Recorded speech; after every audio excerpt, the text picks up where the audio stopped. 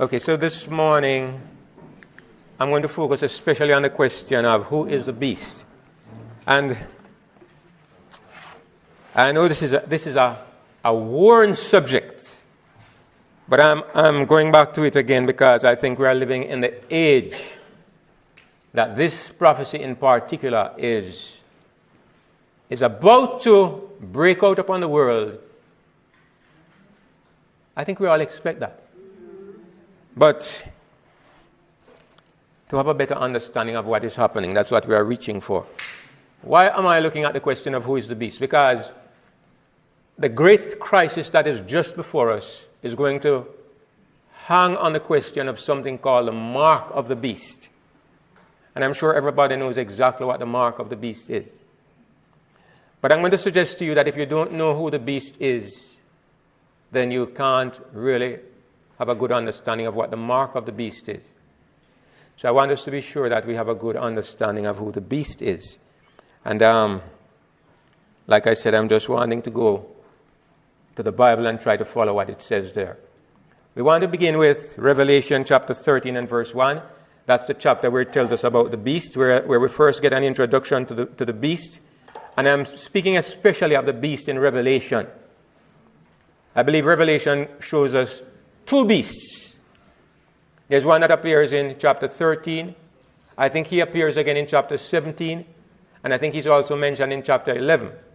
The second beast is also in chapter 13, and he looks like a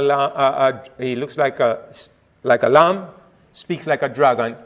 But that one is referred to later on as a false prophet. So I'm not going to when I speak of the beast, I really mean the first one, not the false prophet one, because that's the one I think the Bible specifically focuses on when it talks about the beast.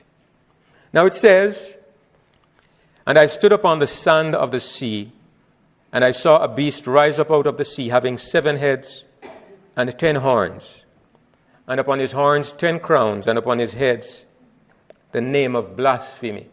So we're going to look at the different elements, what God says here, and see if we can follow step by step, following the clues that the Bible gives us.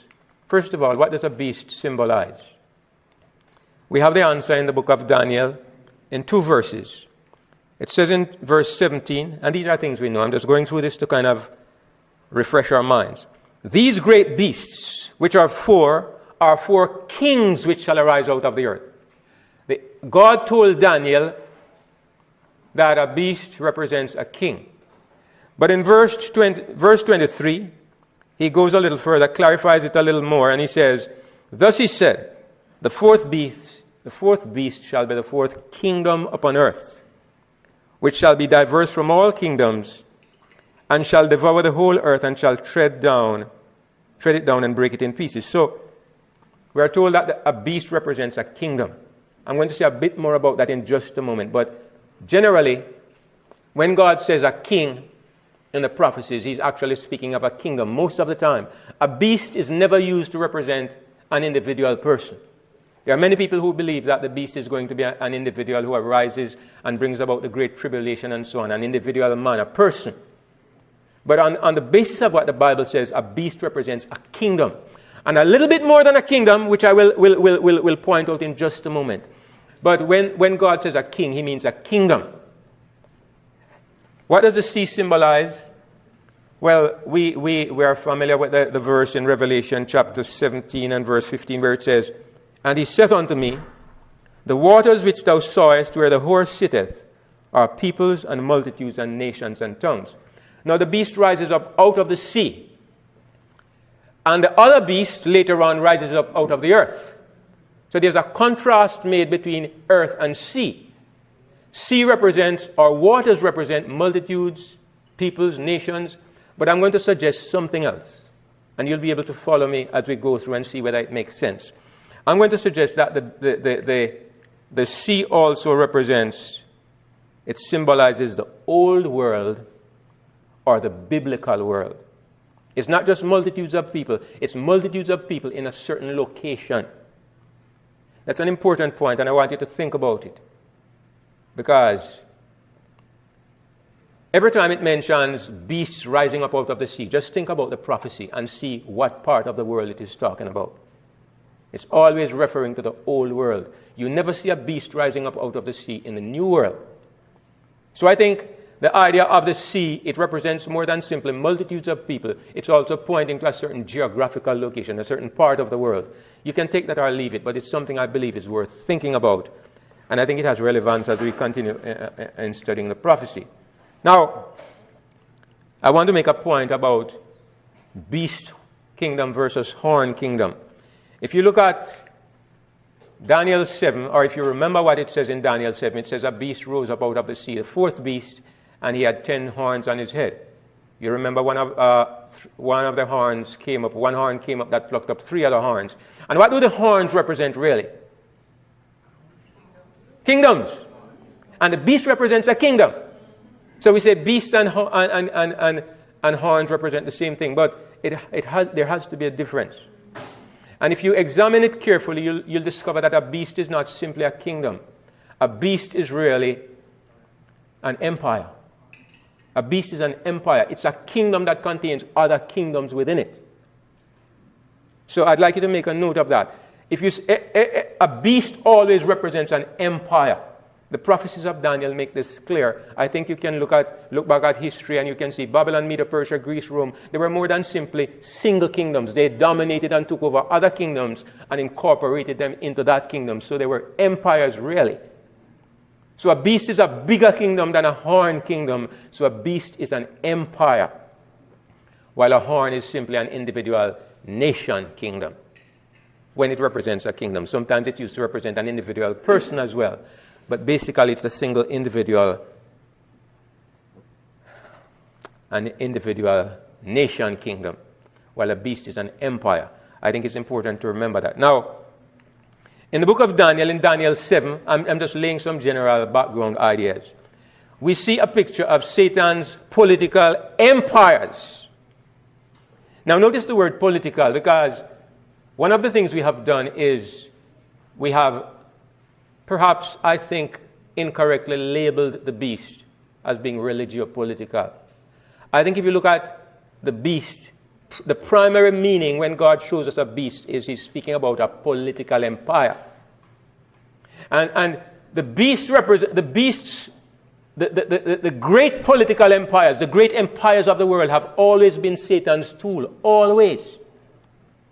The seat of Satan's power in this planet is always the greatest political empire. That's where Satan always works. That's what he always uses to try to destroy God's people. Go back and look at history.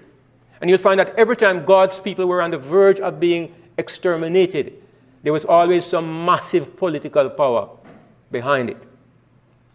And Satan has always worked through great political powers to try to subdue and to dominate and to destroy God's people. And I'll say some more about that, but just take my comment there for the time being that these represent Satan's political empires. Satan may work through a little country like Cuba or maybe Jamaica, but they're not significant in his scheme of things. He more focuses on nations that have great influence, like the United States, okay, like Babylon, Greece, Rome. These he could use to carry out his purposes on a massive scale in the planet. So, these beast kingdoms represent his great political agencies. And of course, most of them, if not all of them, I think all of them were ultimately empires, kingdoms that dominated and ruled over other kingdoms. Now, when you come to Revelation 13, I believe you have the same picture. You have Satan's political empires illustrated in Revelation. Now, in the book of Daniel, you see those empires illustrated by 4 different animals. But in Revelation, instead of 4 different animals, you have one animal that incorporates all 4 of these animals, plus a few others. In other words, what you are looking at in Revelation, I'm saying it and I hope I can demonstrate it. What you are looking at in Revelation is the sum totality of Satan's empires over the ages. I have a good reason for making that suggestion. I'll bring it up in a moment. Let me repeat. The beast in Revelation 13 is a sum totality of Satan's empires over the ages. In other words, this beast is like a panorama. We say he's a composite beast. I say a panorama because in this day and age, most of you will understand what a panorama is. You use a camera, you can take a panorama photo. You understand? You take 5 different shots and your camera stitches it together and makes one picture. A broad, wide picture that has 5 different photographs incorporated into the one picture. It's called a panorama. It gives a pretty good idea. What God does is he takes 7 different shots of what Satan has done over the ages and he puts it in one beast. So the beast has 7 heads. But it's one beast, it's one entity, it's one great power that Satan has worked through over the ages. We are concerned about how this beast operates in our time. But it would be foolish to think that this beast only exists in our age, because God tells us clearly he has existed for a long time. I'm going to show you where he says it. In Revelation 17, we see the clues there. It says, the 7 heads, that's the 7 heads of the beast, are 7 mountains on which the woman sitteth. And there are 7 kings. Some translations say, and they are. And I tend to lean to that translation. That's my bias, right? You may not like that. And they are 7 kings or 7 kingdoms. 5 have fallen, and 1 is, and the other is not yet come. And when he cometh, he must continue a short space. So what we see is that these 7 heads represent 7 kings or 7 kingdoms. I would say 7 empires. Because horns represent small kingdoms. But a head is a stage of an empire. Every beast has a head. A beast with 7 heads is simply the same beast in 7 different stages. It's 7 empires, but God represents everything in one picture. And he tells us here, because he says, 5 are fallen. The 5 that are fallen, do they exist at this point in time? No. 1 is not yet come. Does that one exist?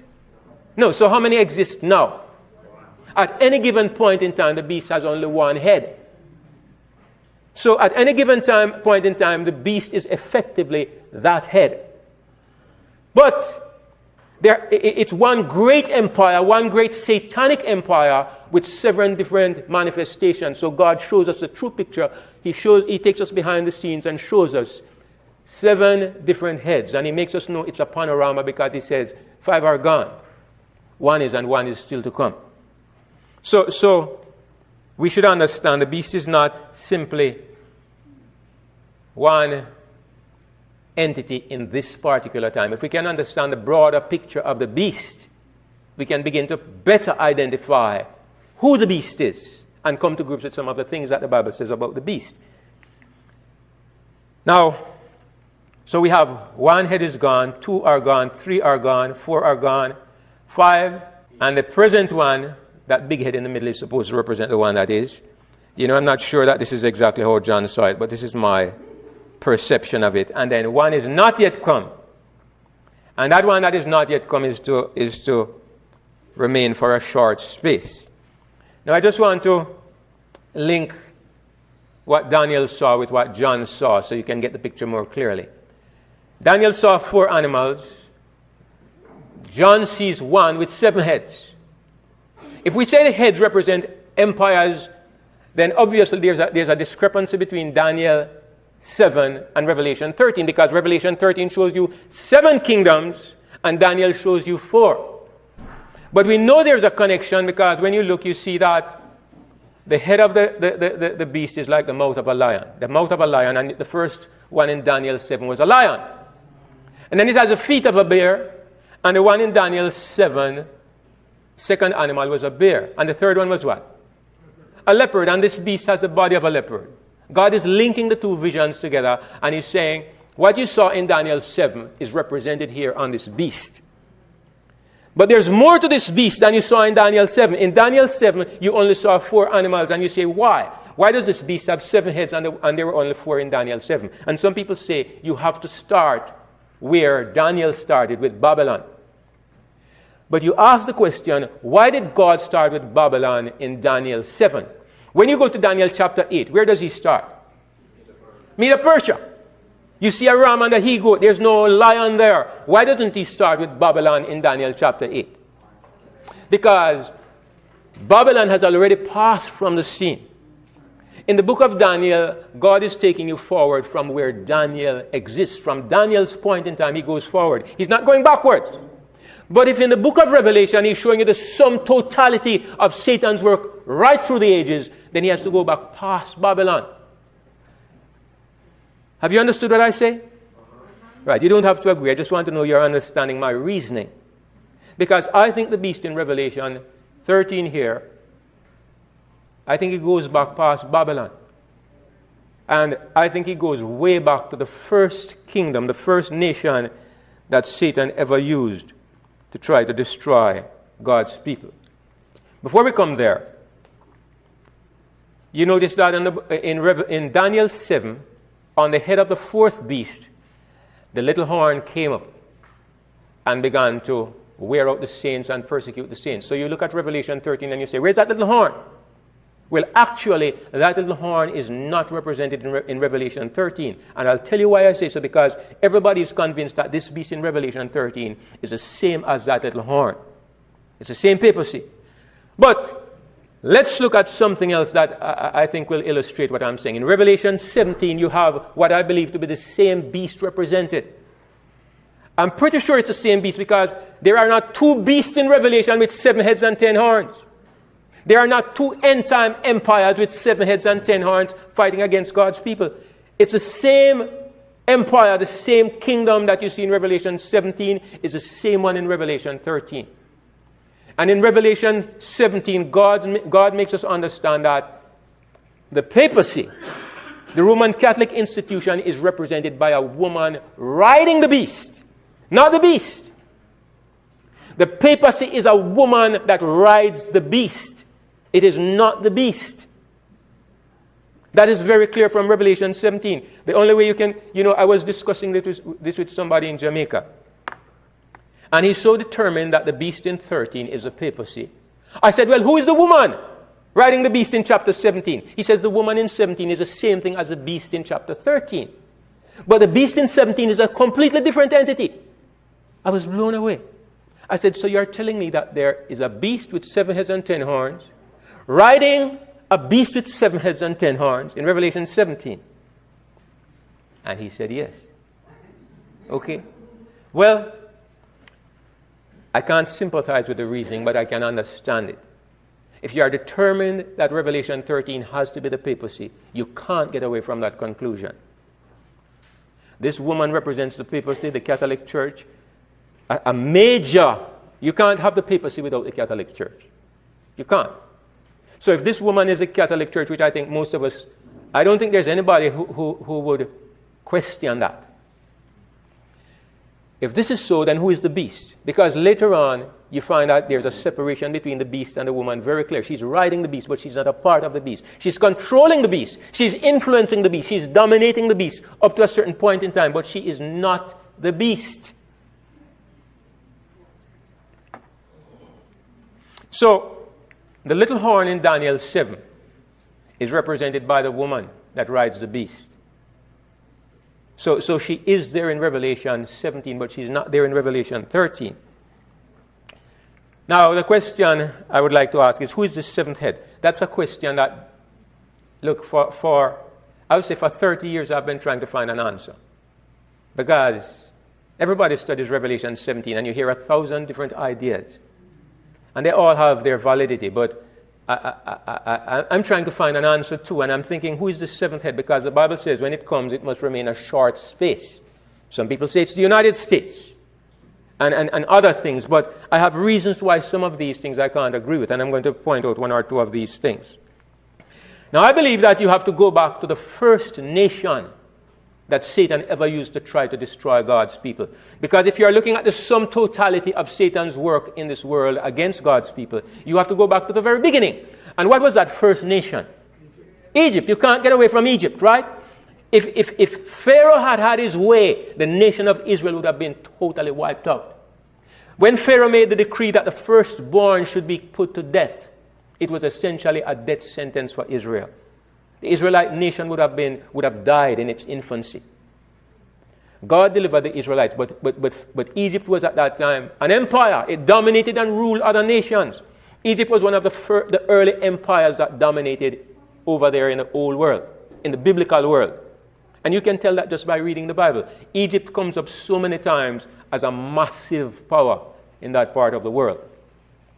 The next nation that dominated and that, well, they not only tried to destroy, they were very successful, was Assyria.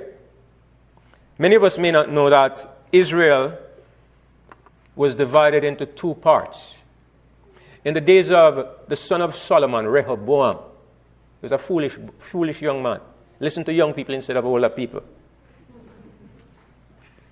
His father Solomon taxed the people mercilessly. I suppose you have to do that if you have 700 wives, right? He taxed the people mercilessly. And when he was dead, his son Rehoboam was taken to be made king. And the people said, listen, your father made life hard for us, so you tell us what you are going to do. So he went to the old men, and the old men wisely told him, look here, tell the people that you are going to make things easier for them.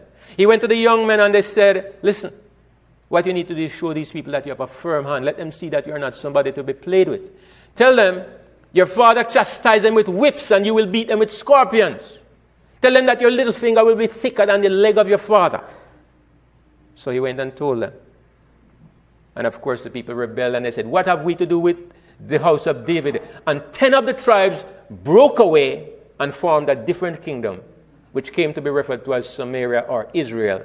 It was the northern kingdom. But the other people, those from the tribe of Judah and the tribe of Benjamin, they stayed with the house of David. And also the Levites, who were the priests, they never had anything to do with the inheritance of the other tribes. They also went over. So it was Judah, Benjamin, and Levi. They formed the nation of Judah, which was the southern kingdom. But the other 10 kingdoms, they got a man named Jeroboam to rule over them, and he led them into wicked apostasy. All the time you read about those 10 nations, it was apostasy upon apostasy, till eventually the Assyrians came against them and took away the whole nation. All 10 tribes took them away captives, and nobody knows where they are to this day, except Herbert W. Armstrong. He says, you people are the lost tribes. He says they became the British and the Americans. Very convenient. So I think that the second power that Satan used was Assyria, and very successful they were, I would say. After Assyria, the Babylonians came against the remaining southern kingdom of Judah, and Babylon took away Judah into captivity, devastated the nation, slaughtered the young man, the old woman, killed everybody, and took away the rest to Babylon as captives, and left only some old, weak people in the land to keep it, and they took them away for 70 years. They were followed by Medo-Persia, and it was the Persian king Cyrus who actually allowed the Jews to go back to their land. But it was also in the time of the Persians that the king made a decree that nobody should worship anybody except the king, Darius. And you know how Daniel nearly lost his life in that. And it was during the time of the Persians that Haman got the king to sign a decree that they should go out and kill all the Jews. You remember? Haman eventually got hanged on his own gallows. But because one of these Jews would not bow down to him, Mordecai, he got the king to make a decree that they should go out and slaughter the Jews. So they also tried to wipe out God's people. But you can go through, you can see Egypt, Assyria, Babylon, Medo-Persia, Greece, Rome. All of these nations were used by Satan to dominate, decimate. The Romans eventually wiped out the Jewish nation, took them away as slaves, took them out of their homeland and scattered them among the nations. Not only did that to the Jews, but also persecuted Christians, burned them alive, threw them to wild beasts. It is said that the Emperor Nero used Christians, dipped them in tar, and used them to light his garden at night. The great persecutions of not only Jews but Christians took place by the Roman Empire. So I believe these represent the first 6 empires. The 5 that were fallen were Egypt, Assyria, Babylon, Medo, Persia, Greece, and the one that was Rome. Now, I'm not putting the papacy in there because I don't believe the papacy was ever an empire. What the papacy did was influence kingdoms. The papacy has been a great influence in getting nations to do her bidding. But she was never an empire in the sense of a political empire that controlled nations and dominated and had armies that warred and conquered and no, it was never that kind of kingdom. And what the Bible shows us is that she rides the beast, not that she is the beast. So, the question would be then, who is the seventh head? That has been the question, but I'm going to come to that in just a moment. You ask yourself the question then. Look at the old world. We are talking about old world empires. We have not touched the new world yet because the old world is a biblical world. When the Bible says that after Babylon, they shall mingle themselves with the seed of men, but they shall not cleave one to the other. We have preached that there never again will be a kingdom that rules the world after Rome. And we are right. Because the world has changed. It doesn't mean that there never again will be a dominating power in Europe. But now, if one power were to take control of the entire old world, it would still not rule the world. Because now the world has expanded to take in the new world, the Americas, Australia. So you never again will have one power that dominates the entire planet like Babylon, Medo, Persia, Greece did it. So you never can have one kingdom ruling the world. But it does not mean that there would not arise again in the old world, in the beast kingdom, another dominant power. So I'm looking and I'm trying to find, where is there another empire-type kingdom in Europe after Rome? And finally, it struck me, and I may be wrong, but is there a government today that controls almost all of Europe? What is it? The European Union. I never realized until Britain pulled out of it. And I saw a video explaining why Britain pulled out. I never understood that this European Union is not just a trading bloc. It's a government that controls all the nations in Europe. I never knew how completely it controlled Europe until I saw this, until Britain decided to pull out. Because Britain pulled out because they are being governed by people and policies that they have nothing to do with. It controls and dominates each country. And each country is run by the policies of the European Union. They tell each country how to operate. They have their own parliament, they have their own court that everybody has to submit to. And I realized, actually, there has emerged another power in Europe that controls entire kingdoms. It's an empire, but it's an empire in disguise. It's not as clearly identifiable as the old empires used to be. It came about in a different way, but it exists. And the Bible says this seventh head would remain for a short space. And that is true of the European Union. It's just a baby in terms of global politics. And it can't last much longer because the Lord is on his way. So it will remain for a short space. And let's see if we can look at how things tie together. The 10 horns. Let me touch on the 10 horns. So the seventh head I am suggesting is the EU. Like I'm saying, I'm not setting any of this in stone. There are ideas that come from reading the prophecies. And I'm hoping by saying this, you won't come down on me too hard if you disagree. I'm trying to back up myself here. Now the 10 horns. It says, and the 10 horns which thou sawest are 10 kings, which have received no kingdom as yet, but receive power as kings 1 hour with the beast. These have one mind, and shall give their power and strength unto the beast. So, at least at the time of the prophecy, these 10 horns did not yet exist. They had received no power, so they were not yet. There were no crowns on the horns at that point that the angel was talking about.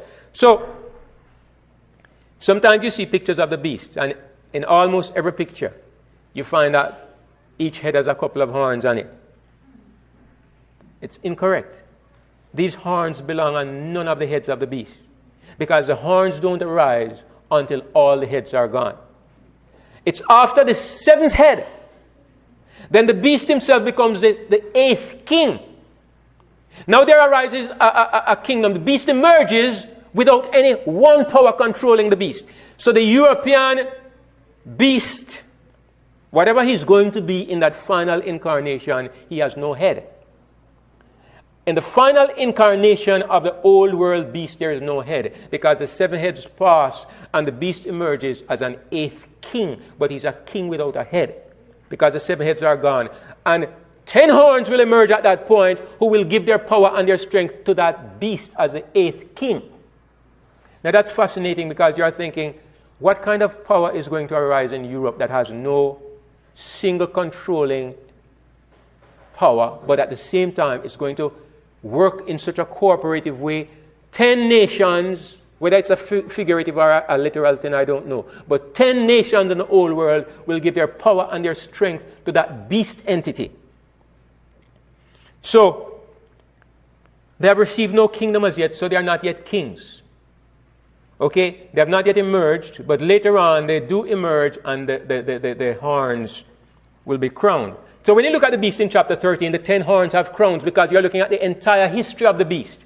But in chapter 17, when God zeroes in and gives us a snapshot, we are looking at the beast at a particular point in time in chapter 17.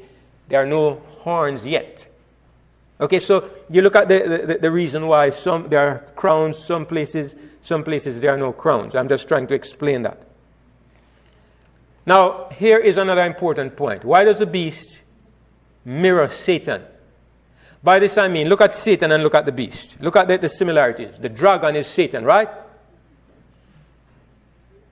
Now the dragon has 7 heads and 10 horns. The beast in 13 has 7 heads and 10 horns. The beast in 17 has 7 heads and 10 horns. Same beast. The dragon is said to be a great red dragon. We are not told what color the one in chapter 13 is, but the one in 17 we are told is a great scarlet colored beast. So he has the same kind of color as the dragon. I believe, of course, the one in chapter 13, although it says it has the body of a leopard, it's a red-colored leopard. That's what I believe, because it's the same beast in 17. So it's the same kind of color, I believe. Also, you notice that the dragon has 7 crowns on his head, but the beast doesn't have crowns on his head. Instead, it's the horns that have crowns. And how do I explain this? Satan is shown as having 7 crowns because you're looking at his great empires. But the beast being the tool, he only has 1 head at one time. So God doesn't show you the heads being crowned. What is significant is the sub-heads or the sub-kingdoms within each empire. So he shows you the crowns on those empires depending on what time they receive their authority. I'll move on from that point. Can the beast represent Satan himself? Some people say the beast is Satan.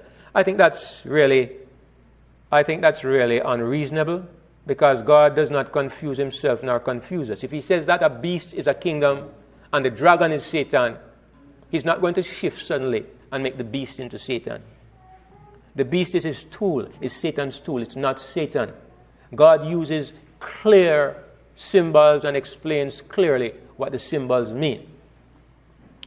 Furthermore, it tells you in Revelation 16 and verse 13, "And I saw 3 unclean spirits like frogs come out of the mouth of the dragon, and out of the mouth of the beast, and out of the mouth of the false prophet." So the dragon, the beast, and the false prophet are 3 separate and distinct entities. None of them ever is the other.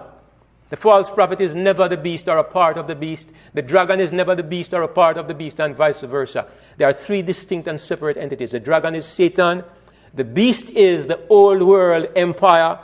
And the false prophet we'll look at in just a moment. Now this is the hard question. I suppose I've already given my opinion as to why I say this, but let's look at it a little bit more. Churches are represented by women. God is not confused, and he's not intending to confuse us. If we say that this is the way the symbolism works, we should be consistent. Churches are represented by women. That's God's chosen symbol. That's God's ordained way of depicting churches. Kingdoms and empires. Kingdoms are represented by horns. Empires are represented by beasts. God is consistent. He doesn't confuse us. Sometimes there are reasons why it is said that the beast is a papacy. There are reasons, and there are good reasons. I'm not denying that. And I'm going to look at that a little bit more, but I'm saying that if you stick to God's definitions, then you're going to see why certain things just don't fit. We have to change those definitions. We have to say churches are represented by women, but sometimes by beasts. Kingdoms are represented by beasts, but sometimes it represents religious institutions. You get confused, and you begin to twist and distort and to bend it to suit your bias instead of listening to what it says. Now, again, later on in Revelation 17 it says, "And the 10 horns which thou sawest upon the beast, these shall hate the whore, and shall make her desolate and naked, and shall eat her flesh and burn her with fire." So the beast and the woman are going to be separated. As a matter of fact, the friends of the beast who have given their support to the beast are going to turn around and decimate the woman. But the beast will remain healthy and fat and flourishing and doing his work. But the woman has been devastated. So the beast and the woman, the beast and the Catholic Church are not the same. When she is made naked and desolate and her flesh is burned and she's eaten, the beast will remain. The beast will be right there at the end. Right there at the end, because it says in Revelation 19, "And I saw the beast and the kings of the earth and their armies gathered together to make war against him that sat on the horse and against his army." This is the coming of Jesus, Revelation 19. And the beast is there ready to fight him. Where's the woman? The 10 horns have already devastated her, eaten her flesh, made her naked and burned her with fire. She's not there at the end. So, it seems very clear to me that you can't confuse the beast and the woman. You have to make that distinction. Otherwise, you are going to be pushing your ideas into the prophecy, and they are bound to be false if you push your ideas on the prophecy. What about the healing of the deadly wound? Because, like I said, if I were in a different audience, I'd need to be much more careful but I know I'm with people who are already open-minded. You already stood against tradition. You have already been kicked out of churches, and you're not too afraid of thinking. So, I'm not just buttering you up. I really mean that. Now, the healing of the wound, we say, happened when the Pope was taken captive in 1798. It was healed in 1929 when the Italian Concordat restored temporal power to the Pope. I know all of it. But based on what we looked at already, what the Bible says is that I saw one of his heads as it were wounded to death, and the deadly wound was healed. It doesn't say if the wound on the head was healed or it was the beast that was healed. Revelation 17 says the beast that received the wound by the sword and did live. It suggests that it is a beast that lived. If you chop off somebody's head, he's going to die. Not just the head. The beast appeared to be dead when the head was taken off. But the beast is what comes back to life. It doesn't say the head comes back to life. That's an assumption we make. Which head? Well, I would suggest that it is head number 6, because head number 6 is the Roman Empire. The Roman Empire broke up back in the 4th century. It was invaded by what we call barbarian tribes. And Rome as an empire ceased to exist. And as far as empires were concerned, it seemed like Europe had come to the end. No longer any one nation would dominate in that part of the world. Those days were over. The beast as an empire that controlled the world was done with. And never again would it arise. But the Bible says that something would happen to make the beast arise again. We know that over the ages, they have tried to restore the unity of Europe. Charlemagne, Napoleon, Hitler, Kaiser. Nobody succeeded. But maybe finally they have got something going under our noses and we don't recognize it. Because the European Union, there are 28 nations. When England pulls out, it will be 27. But I'll bet you there will be others coming in to take England's space. 28 nations make up the European Union. All of them controlled by one governing body. Europe has again emerged as a dominant power in the world, but also Europe again emerges as a unified force.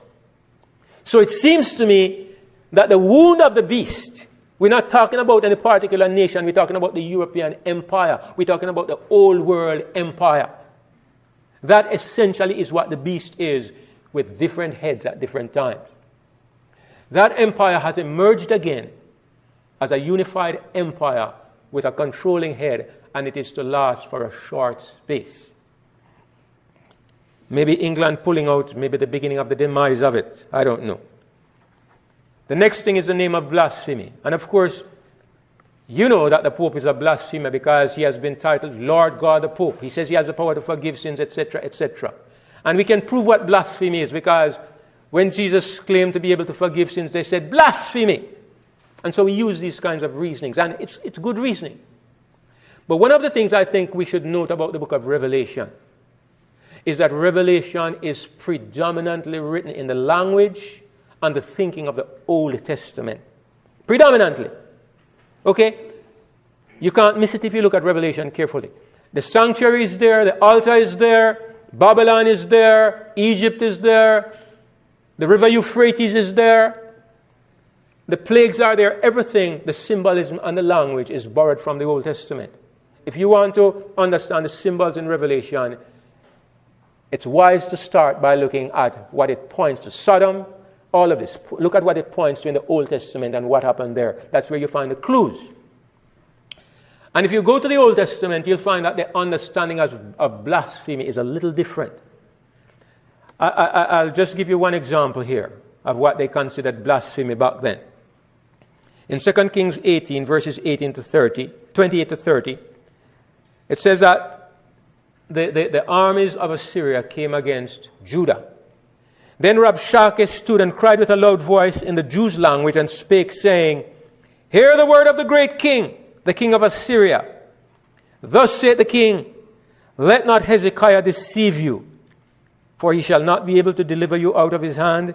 Neither let Hezekiah make you trust in the Lord, saying, the Lord, Yahweh, it's the name Jehovah he used, Yahweh, however you pronounce it, saying, Yahweh will surely deliver you, and this city shall not be delivered into the hand of the king of Babylon. Syria, sorry. Hath any of the gods of the nations delivered at all his land out of the hand of the king of Assyria? Where are the gods of Hamath and of Arpad? Where are the gods of Sepharvaim, Hena, and Ivah?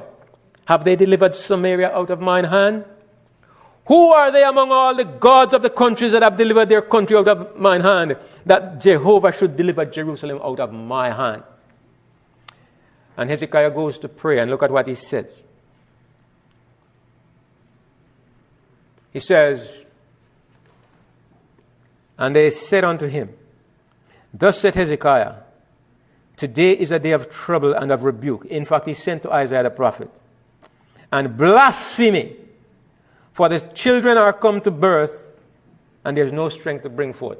In other words, the words of Rabshakeh, when he defied the God of heaven and denigrated his ability to deliver Israel, that is what they considered blasphemy in the Old Testament. It is when you raise yourself up to defy God and to say that God can do nothing to interfere with your purposes and your plans. This is the Old Testament concept of blasphemy. And I'm suggesting that we need to look not just at the New Testament ideas, but also at the Old Testament, especially when it comes to the book of Revelation.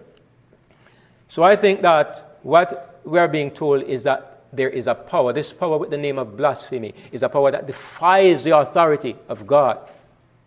Not just as the papacy did, but in other ways, which I will demonstrate in a moment.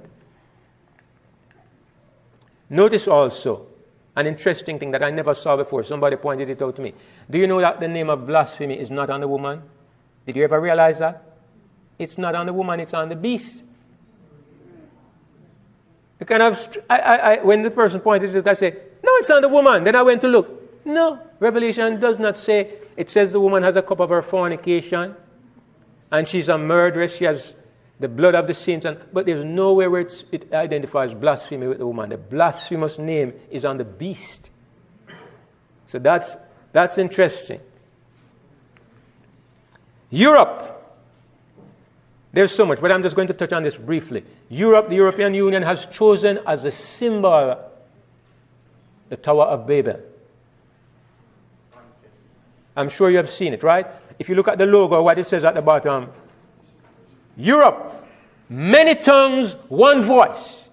You know what God did at the Tower of Babel? He says, one voice, I split you into many tongues, because with one voice, you are going to defy God. You are going to rise up to the place where you rebel against God, and there'll be no stopping what you set yourselves to do. And so God says, I'm going to put a stop to this. So he split them up, and he divided their languages. Europe has chosen as its logo the Tower of Babel.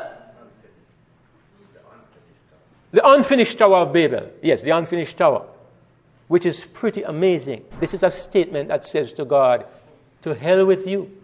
We don't care what you think, and we don't care what you did in the past. We are going to go back to doing what you put a stop to. That is blasphemy.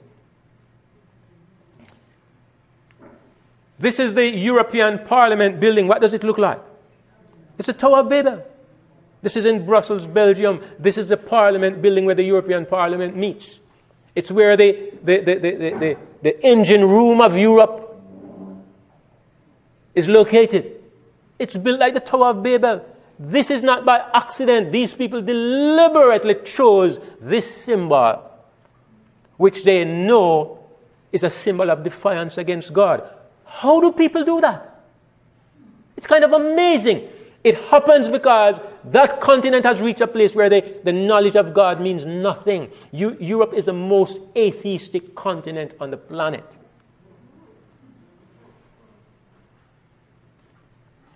I mean, America is trying to follow suit, but it's not there yet. Amazingly, whether by divine design or blasphemous intent, one of the most popular symbols of the European Union is a woman riding a beast. Yeah, it's a cow, right? But look at that woman with a crown on her head, and this woman, she's kind of scantily dressed. You can't help remembering the woman in Revelation 17 riding the beast when you look at this symbol. How do you do this and not see the similarities? Because God means nothing to whoever is behind this. On the cover of the German magazine, same symbol. A woman riding a beast. It's on the postage stamp of the European Parliament. It's on the money, the euro. A woman riding a beast. Anyway, there's a lot more to this, but I'm just showing you that Europe fulfills the Old Testament understanding of blasphemy. The European Union. Is the beast still a universal empire? I'm going to go past that because we discussed that already. It will never again be a universal empire. It will be an old world empire, but not universal because the world has grown bigger. Now, why the similarity in behavior between the beast in Revelation 13 and the little horn? That's the killer point.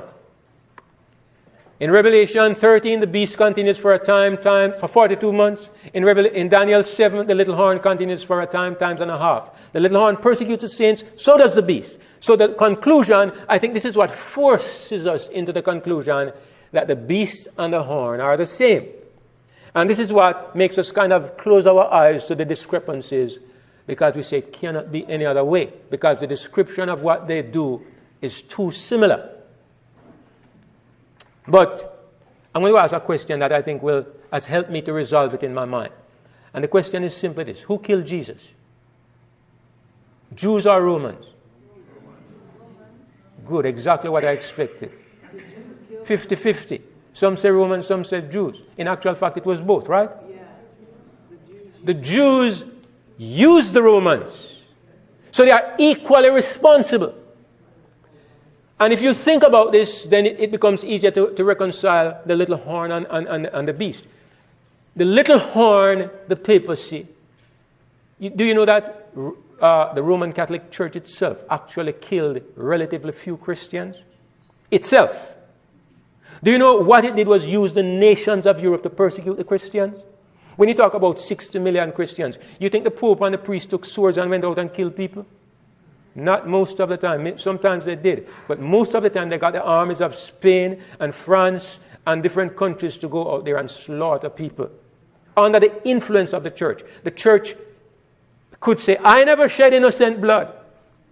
Just like the Jews did. You know, we don't want his blood on our hands. But they were guilty of it. So in Daniel 7, we are looking at the work of the papacy in persecuting God's people, but it used the beast.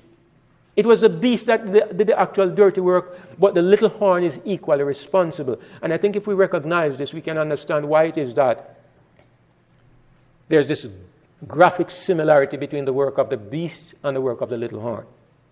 But Revelation makes us know that they're actually friends. They're actually in bed together until the time when the romance is over, and they turn on the woman and rip out her heart. But until then, they're in bed together, but they are still not the same entity. So, we're just going to touch briefly upon something else that is very evident, and it's the beast that comes up from the earth. And I beheld another beast coming up out of the earth, Revelation 13:11. And he had 2 horns like a lamb, and he spake as a dragon. As I said, this beast is also referred to as a false prophet. Now, it's very easy to identify this beast. I don't think any reasonable person can fail to identify this beast if we understand a beast means a kingdom. The moment we see the beast coming up out of the earth, we know we are not looking at the old world. Because we already settled what the old world is, right? So we're looking somewhere else in the world, and what we are looking for is a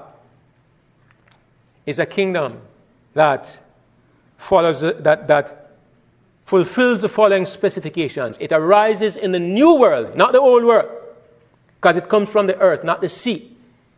Secondly, it becomes the greatest empire in the new world because it's a beast. In actual fact, it has 2 horns. And horns represent minor kingdoms. Well, we say it represents religious and civil liberty, some say republicanism, and what is the other one? Whatever. But it also could be, if you are consistent, it could represent America and Canada. Maybe. Because it's 2 nations side by side that are almost brothers under one umbrella. Maybe. I'm not saying it is so. Just an idea I'm throwing out there that somebody put in my mind, actually. But this beast becomes the greatest empire in the new world. And even on the basis of those 2 specifications alone, you cannot miss it. There's nothing in the new world that can compare to America, not even remotely close. There's no question, no reasonable question that the second beast is America. Furthermore, this beast looks like a lamb, but he speaks like a dragon. Don't make any mistake about it. All over the world, you live in America, so you don't know how people in Jamaica and other places feel like about America. Look, they might resent America, maybe with good reason, but everybody wants to come here. Those who don't know what is going on, because for them this is paradise. It's where they can be free, they can make money, they can live the good life. They want to come here, right? They see America as a place where the good life exists. God gives you insight, and he says it's not the way it appears to be, because this beast has the heart of a dragon. Because Jesus said, out of the abundance of the heart, what happens? The mouth speaks. He speaks like a dragon. It's coming from his heart. Somewhere inherent in the belly of this country is a dragon's heart. And that's how God identifies it. The facade of the outward appearance is deceptive. But the true nature. The next thing you notice when you read the prophecy is that the second beast wants everybody to worship the first beast. So what we understand is America is going to be pushing the policies of Europe. Policies that originated in Europe, America is going to be pushing them. I tell you, I was in Europe recently. I was in Czech Republic. We went to the city of John Hus, Prague. And I tell you, we were to stay in a hotel the night, and we could not stay there unless we first brought our passports so they could identify who we were. We asked them, why do we have to produce passport? They said, the government has to know where you are every moment that you're in the country. Right? I felt a little bit of a chill. Now, America, we all live in 2016. You might not remember 30 years ago. But you know, there was a book written by a man named, I think it was George Orwell, wrote 1984. In 1984, he talks about a world in which every move you make, somebody is monitoring you. There are signs everywhere that say, Big Brother is watching you. He probably wrote this book about 100 years ago. He spoke about a world where you were like units in a system, numbers in a system. Nobody had any individuality. The government had taken over, and it was just like a machine running. You did not operate as people. You operate as ciphers in a system. And Big Brother had his eye on you. Look here. I see in America, when I come here, signs that say, if you see suspicious activity, report it. Everybody is encouraged to report on his neighbor, to watch his neighbor and report. Big Brother is watching you. Surveillance everywhere. They're listening to your phone. They're watching your emails. Everything that this guy spoke about in 1884 is coming to pass here. America was a place of freedom. Europe was a place where there was domination of conscience, where you had no freedom to move on. It's still there in Europe. It was more socialist. It was more controlled than anything else. America was a place of freedom. If you think it still exists here, keep dreaming. The system is in place right now in this country for the mark of the beast. The mark of the beast is a system where the government so controls everybody, it can dictate what you believe and what you are and how you behave, or it will take away all your privileges. That's the mark of the beast. And it has crept up on us incrementally. And I'm going to say something else. I won't say it yet, but I'm going to say it. I know I'm late. I'll take 5 more minutes, okay? This power is able to manipulate all the new world, and the old world too. I mean, I'm just identifying America. This power establishes a totalitarian government in the new world. That's what the second beast does. It makes an image of the first beast. It sets up a system in the new world that is an image of what has existed in the old world. Totalitarian, controlling, invasive, taking over your conscience, your religious freedom. It takes over. That's what the system does in the new world, and it was unimaginable in America until it began to happen. And there's a reason why it happened, and I'm going to touch on that in probably my most controversial idea, probably more like Brother Howard than my controversial idea. Because the last point is that this beast uses amazing events to persuade people. And we say, the Bible says these are miracles, calls down fire from heaven. And so we concluded we're talking about religious powers. And so Oral Roberts and Kenneth Copeland and these guys are going to call down fire from heaven. And Benny Hinn. But it hasn't happened. And I tell you, I don't think it's going to happen. Because it's contingent upon believing that the second beast represents Protestants, which it doesn't. A beast is a political power. One of the things that we have kind of ignored is that Revelation is dealing with symbolism. Everything in Revelation is written in religious language because ultimately everything is about religion. It's a conflict between God and Satan. But also it's a religious book, and it's viewing things from the religious perspective that God has. Everything is given a religious view. But don't let that blind your eyes to the fact that he's talking about political entities. So even worship, when it says that they worship the dragon, you think they're going to fall down and says, "Hail Satan"? It's not that kind of worship. It's a kind of worship like where they said, and they worship God and they worship the king. They didn't worship him. They simply showed respect and obedience.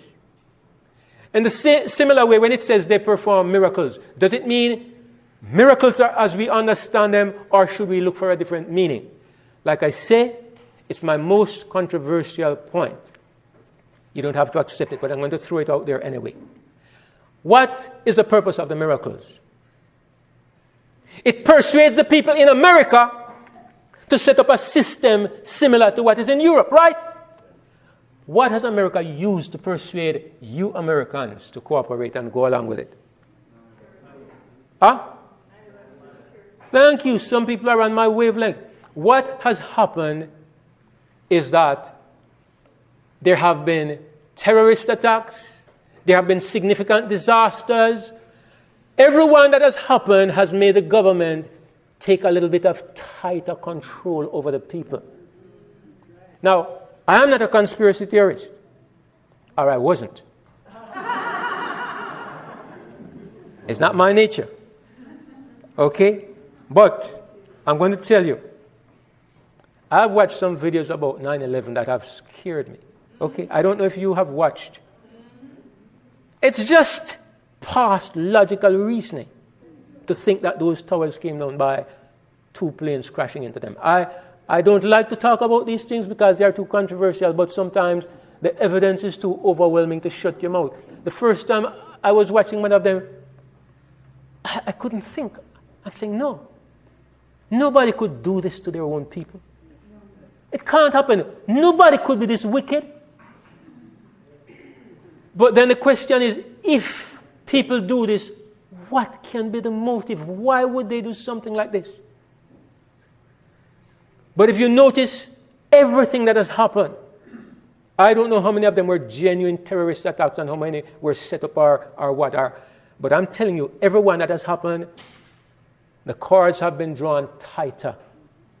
They have taken more and more control of the people. It has been another reason to impose something upon people, and you don't speak because it's in the name of national security.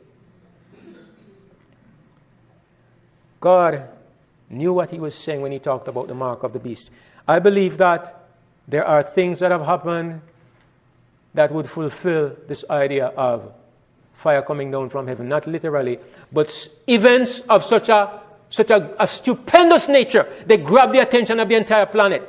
If you want to translate a miracle into political terminology, what we are looking at is extraordinary events of global visibility to amaze people.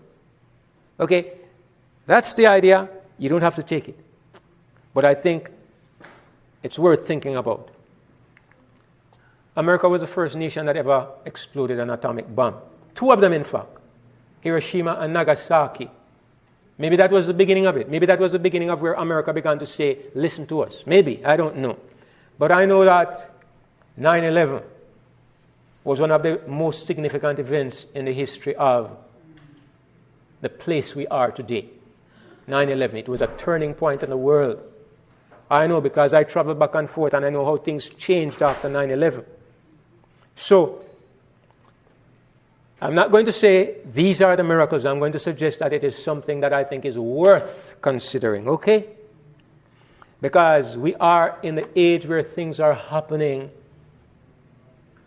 This camp meeting, somebody said, not somebody, several people said, just stay with righteousness by faith because prophecy is too controversial.